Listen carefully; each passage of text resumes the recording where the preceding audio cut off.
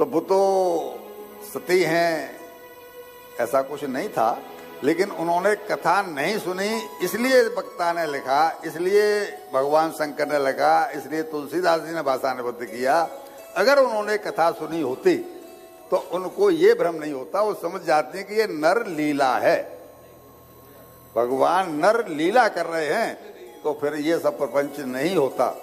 भगवान को उनके ऊपर शंकर जी ने उन पर क्रोध किया है, उनको अपना शरीर छोड़ना पड़ा है, तो वो सब तो हमें सिखाने के लिए, वो सब हमें सिखाने के लिए कि अगर कथा को उस तरीके से नहीं सुना तो देखो मेरे साथ क्या हुआ है। कल हमने कई प्रसंग सुनाए थे जिसमें भगवान ने कहा कि देखो मेरे साथ क्या हुआ है, तुम कैसे बचोगे। सती जी यही कहना चाहती हैं कि मैंने कथा को ध्यान से नहीं सुना तो मेरे साथ क्या हुआ, मैं लीला को नहीं समझ पाई, मैं भूल गई, और मैं अपने पति, मालूम है मुझे कि मेरे पति सर्वेश्वर हैं, सदाशिव हैं भगवान शंकर, और मैंने उनकी बात को भी नहीं माना। अब हम वही प्रसंग में घुस रहे हैं, इसलिए थोड़ी भूमिका बनाई कि आपकी समझ में आ जाए कि लीला शब्द का आखिर में अर्थ है क्या, ये लीला क्यों कही जाती है। ये लीला नाटक नहीं है। नाटक जो करते हैं, दोनों का अंतर समझाऊं, नाटक जो करते हैं उसमें तो नाटक करने वाले का अर्थ का प्रयोग होता है, उसको तो अर्थ का स्वार्थ होता है कि नहीं होता है कि भाई हमें कुछ मिलेगा, नाटक करने वाला। लेकिन जब लीला हो रही है, भगवान की लीला हो रही है, तो वहां तो कोई अर्थ मिलने वाला नहीं है, वो केवल एक ही कारण है कि उसमें हमें सुख मिलेगा। लीला का मंचन पहले होता है कि पहले स्क्रिप्ट लिखी जाती है, फिल्म पीछे बनती है ना, पहले स्क्रिप्ट लिखी जाती है। तो ये सारी केवल हमें सिखाने के लिए भगवान ने जो भी संसार बनाया है, इस सब में स्क्रिप्ट वो पहले लिख चुके हैं। पहले प्रारब्ध रचा, पीछे रचा शरीर, और तब तुलसीदास जी ने लिखा कि तुलसी चिंता क्यों करे, भजले श्री रघुवीर जय हो। अच्छा, इसको लिखने के पीछे तुलसीदास जी को क्या प्रभु जी कुछ लाख 2 लाख रुपए देने वाले थे? केवल इनको ये बताने के लिए कि तुम कुछ भी नहीं करोगे तो भी तुम्हारे साथ जो जो होना है, जिस उम्र में होना है, जिस घड़ी पे होना है और जहां पर होना है, वहां पर सब कुछ वैसे ही वैसे होगा। मोबाइल को चाहे देखो, चाहे कुछ करो, चाहे मत करो, उसमें कोई नहीं। लेकिन चूंकि हम कर्मशील व्यक्ति हैं, कर्म किए बिना हम रह नहीं सकते। गीता का सिद्धांत क्या है? हम जो पलकें झपका रहे हैं ये भी एक कर्म है, हम जो श्वासें ले रहे हैं ये भी एक कर्म है। अंतर दोनों में केवल ये है कि ये स्वाभाविक कर्म है, पलक अपने आप झपक रही हैं, श्वास अपने आप आ रही हैं, और जो हम कर रहे हैं वो हम खुद जानबूझ के कर रहे हैं। बस वो वही बात कह रहे हैं कि जो आप जानबूझ के कर रहे हैं वो आपको लग रहा है कि आप जानबूझ के कर रहे हैं, आपको लग रहा है कि ये आपने किया है। वो कह रहे हैं कि पहले प्रारब्ध रचा, पीछे रचा शरीर। मीन्स स्क्रिप्ट लिखी जा चुकी है, आप कुछ नहीं भी करेंगे तो वो होने ही वाला है। इस तरह लीला को समझिए। तो जैसे जब उनको भ्रम हो गया तो वो तो सर्वज्ञ हैं भगवान शंकर तो, और उन्होंने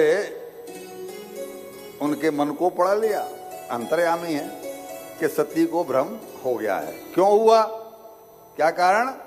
कथा। अब जब उन्होंने बहुत बार समझाया, देखो सती तुमने चूक कथा को थोड़ा स्लो कर, उन्हें बजाओ, बहुत बढ़िया लग रहा है, बहुत बढ़िया लग रहा है, हाँ ताली बजाओ, बहुत बढ़िया लग रहा है, थोड़ा स्लो। तुमने कथा को चूंकि सुना नहीं था इसलिए तुम भ्रम में पड़ गई। ये वही भगवान राम हैं जिनकी कथा सुन करके हम अभी अभी अगस्त ऋषि के पास से वापस। ये कोई साधारण मनुष्य नहीं है, ये नरलीला कर रहे हैं। रामत्वम परमात्मासी, ये परमात्मा है राम जी। रामत्वम परमात्मासी सच्चिदानंद विग्रह। सच्चिदानंद मीन्स सत प्लस चित प्लस आनंद। इनको कुछ नहीं चाहिए, आप काम है, पूर्ण काम है, निष्काम है। इनको कोई लीला करने का मतलब नहीं, केवल हमको शिक्षा देने के लिए। केवल जगत इन्होंने बनाया तो जिम्मेदारी किसकी? आपने बेटे को पैदा किया है, आपने बेटी को पैदा किया है, तो जिम्मेदारी किसकी? उसको पढ़ाने की, उसको लिखाने की, उसको संस्कार देने की, उसे व्यवहार सिखाने की, ससुराल में क्या करना है, पियर में क्या करना है। भगवान भी वही कह रहे हैं, मेरी संतान है तो मुझे लीला करके इनको बताना है भाई कि क्या तुम्हारे हित में और क्या तुम्हारे अहित में। वो तो अपनी जिम्मेदारी निभा रहे हैं, उनको कुछ हमसे लेना नहीं, उनको कुछ करना नहीं। वो कह रहे हैं ये सच्चिदानंद है, तुम इनको प्रणाम करो, तुम वहम मत करो, ये सच्चिदानंद है इसीलिए मैंने प्रणाम किया है। अब एक सांसारिक बात,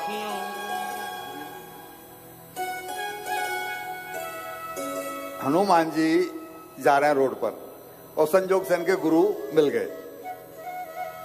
इनके गुरु को हनुमान जी ने प्रणाम किया, प्रणाम करके हालचाल पूछा। तो अब साथ में अगर इनकी पत्नी शारदा जी हैं तो इनका फर्ज क्या बनता है?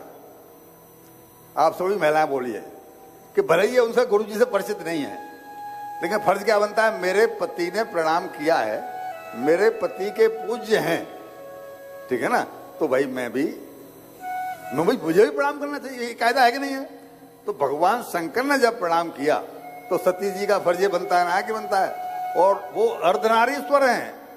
भगवान शंकर का प्रेम सती जी के प्रति देखो कि उन्होंने अपने आधे शरीर में सती जी को स्थान दिया हुआ है। अब जिस पति ने अपनी पत्नी को आधे शरीर में स्थान दिया, मतलब उन्होंने अर्धनारीश्वर कहलवाना पसंद किया, उससे वो कितना प्रेम करते होंगे।